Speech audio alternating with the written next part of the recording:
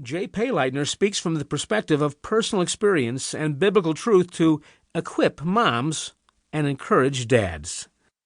I've been following Jay for years, and I'm so thankful he has written this great book for women.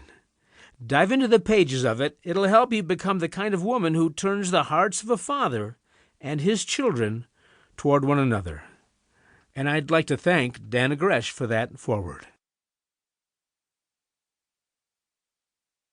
Introduction. My wife made me a better dad. I've sold more than 500,000 books for dads. I've spoken on the topic of fathering on hundreds of radio stations, television networks, and podcasts, and at conference centers, gymnasiums, churches, and retreat lodges around the country. I even addressed more than 1,000 dads in an assembly hall in Warsaw, Poland. None of it would have happened without Rita Ann. Of course, her motives were not entirely unselfish. Together, we made 5 kids. Rita was smart enough to know that the best way to raise our unpredictable crew was with 2 dedicated parents in constant communication.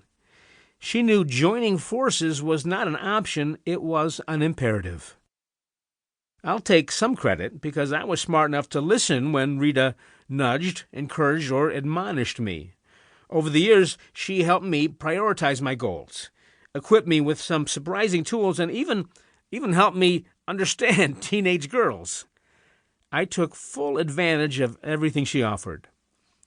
Thinking back, I see how my wife shrewdly set me up to be a hero for my kids. Sometimes her work was behind the scenes. But again, let me emphasize that Rita deserves full credit for making it all happen.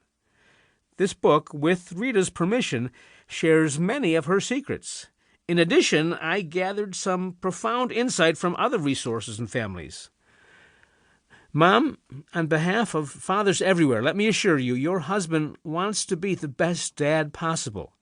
Sometimes it may seem like he's putting his job, hobbies, or some other activity ahead of the kids. That might be because he's more confident in those areas or gets more positive feedback in those roles. But I promise he loves you and the kids and is eager for all the help he can get.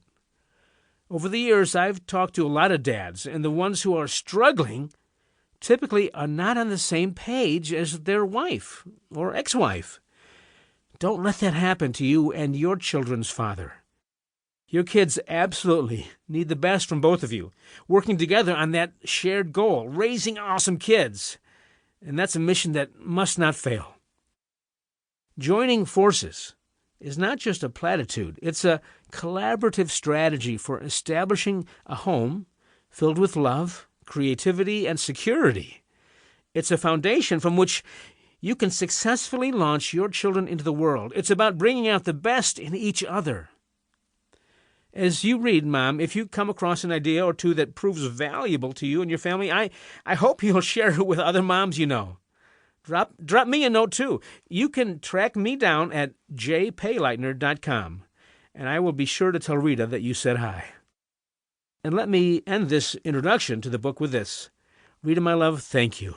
I'm honored to pass along your wisdom and secrets to another generation of moms, women who just might have a similar impact on thousands of fathers and children as you have had on our family. Chapter 1. Teach him how to swaddle. My wife Rita likes to hold babies. Not coincidentally, babies like to be held. I will never forget the image of Rita wrapping up each of our 5 babies and holding them close for the first months of their lives, seemingly never putting them down. I knew instinctively those babies were feeling loved and secure, and that's a pretty good way to start life.